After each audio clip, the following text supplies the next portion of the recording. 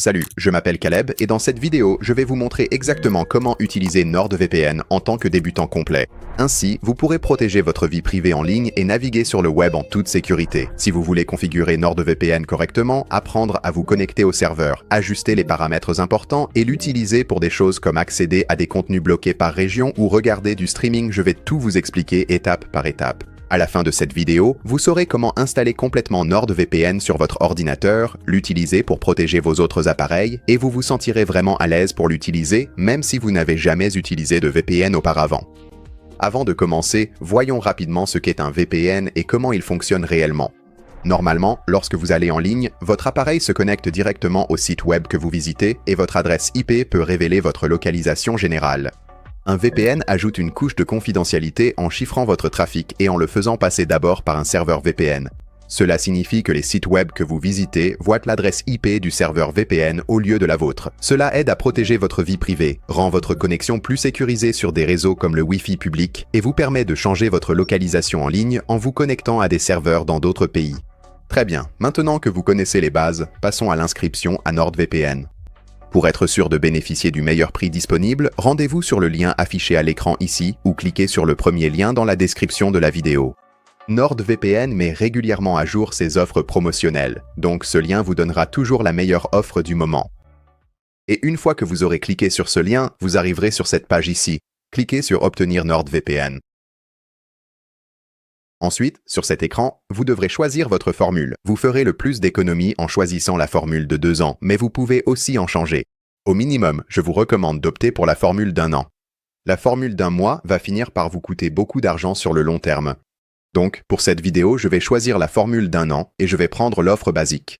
Si vous voulez voir la différence entre les fonctionnalités de tous les forfaits, prenez votre temps ici pour les examiner et voir lequel vous convient le mieux. Je vais cliquer sur « Obtenir l'offre basique » et après cela, vous devrez passer par le processus de paiement. Allez-y et remplissez vos informations ainsi que votre méthode de paiement ici. Et une fois que vous avez terminé, je vous retrouve à l'étape suivante. Ensuite, une fois que vous êtes sur cet écran, cliquez sur « Activer le compte Nord ». Vous recevrez alors un email de vérification envoyé à l'adresse que vous avez utilisée pour vous inscrire. Allez dans la boîte de réception de l'adresse email indiquée ici, puis trouvez le code. Cet email devrait ressembler à ceci. Copiez le code ici, puis retournez sur NordVPN et collez ce code juste ici. Allez-y et créez un mot de passe, puis cliquez sur Créer un mot de passe. Vous verrez alors l'option de télécharger NordVPN pour votre système d'exploitation. Je suis sur Windows, donc je vais cliquer sur Télécharger pour Windows. Vous verrez l'installateur apparaître en haut à droite ici. Je vais cliquer dessus. Vous verrez l'installateur NordVPN apparaître ici. La première chose à faire est de cliquer sur Suivant, puis sur Accepter, et ici vous pouvez choisir ce que vous souhaitez installer.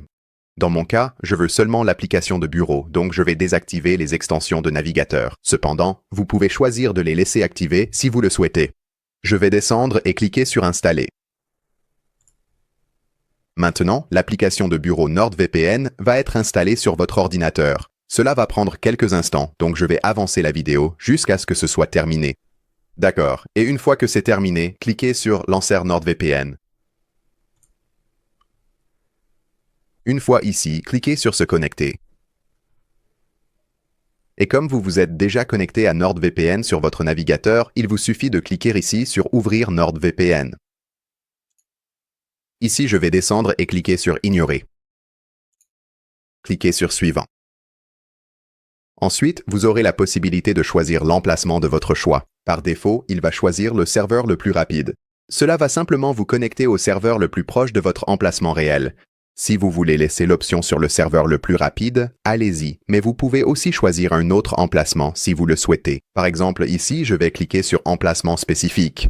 Et je peux faire défiler la liste des pays ici. Pour l'instant, je vais fermer ceci et je vous montrerai comment vous connecter à d'autres serveurs dans différents pays dans un instant. Pour l'instant, je vais simplement laisser l'option sur le serveur le plus rapide.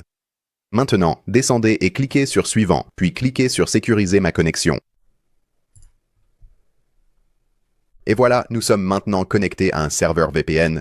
Je vais aller en haut à droite ici et maximiser cette fenêtre. Et maintenant, nous pouvons avoir une meilleure vue de l'application de bureau NordVPN. D'accord, donc ici, vous allez tout de suite voir plein de choses différentes. Mais ne vous inquiétez pas, je vais vous expliquer clairement ce que tout cela signifie et sur quoi vous devez vraiment vous concentrer. Donc, nous avons été connectés automatiquement à un serveur ici en haut à gauche. Pour se déconnecter, cliquez sur Pause, puis descendez et cliquez sur Déconnecter. Donc, en ce moment, chaque fois que je clique sur « Sécuriser ma connexion », il va se connecter automatiquement au serveur le plus rapide. Cela signifie que, puisque je suis aux États-Unis, il va choisir un serveur américain serveur. Mais que faire si vous voulez choisir un serveur dans un autre pays? Eh bien, vous pouvez descendre ici, et vous pouvez rechercher un pays spécifique si vous le souhaitez. Par exemple, ici, je vais cliquer sur « Rechercher des connexions ». Ensuite, je vais taper « Japon ». Puis juste ici, vous verrez « Japon ». Je vais cliquer dessus. Et il va me connecter automatiquement au serveur japonais. Ensuite, si vous souhaitez modifier vos paramètres de connexion automatique pour ne plus utiliser le serveur le plus rapide, vous pouvez cliquer sur « Définir comme connexion automatique » lorsque vous êtes connecté au serveur que vous voulez utiliser. Je vais probablement utiliser beaucoup les serveurs japonais, donc je vais cliquer ici. Désormais, je me connecterai au serveur japonais à chaque fois que j'ouvrirai NordVPN. Et si vous voulez chercher d'autres pays ici, il suffit d'effacer la recherche. Et vous les verrez tous listés ici.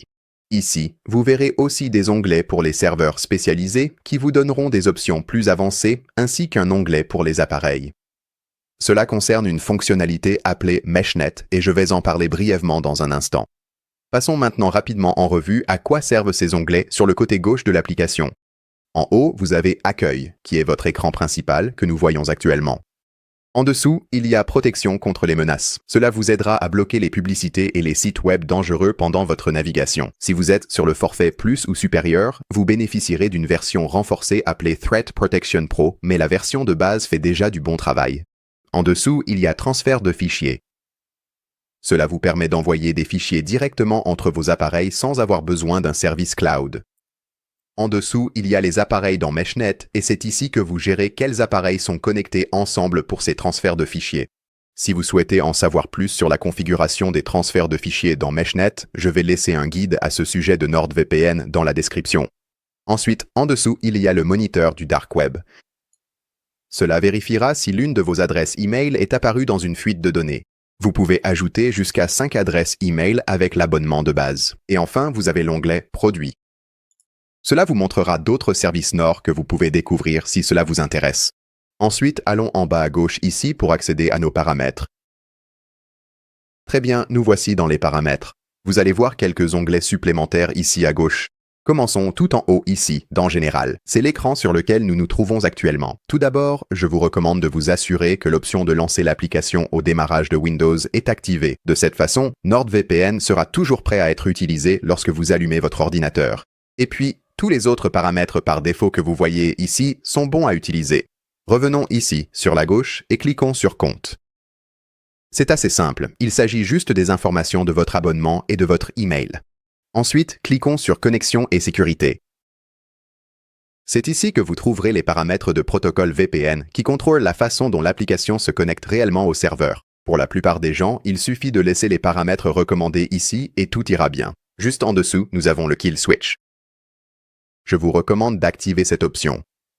Ce que cela fait, c'est que si votre connexion VPN se coupe pour une raison quelconque, cela bloque votre accès à Internet afin que votre véritable adresse IP ne soit pas exposée par accident. Alors, cliquons sur Continuer. Vous pouvez également activer cette option pour des applications spécifiques. Ensuite, sous le Kill Switch, vous trouverez le Split Tunneling. Le split tunneling est utile si vous souhaitez que certaines applications ou certains sites web contournent le VPN. Par exemple, si votre application bancaire ne fonctionne pas bien avec NordVPN, vous pouvez exclure uniquement cette application, afin que tout le reste protégé. Ensuite, vous trouverez quelques paramètres divers ici en bas, et c'est à peu près tout pour les paramètres. Enfin, voyons comment débloquer du contenu en streaming géobloqué. Retournons à l'onglet Accueil.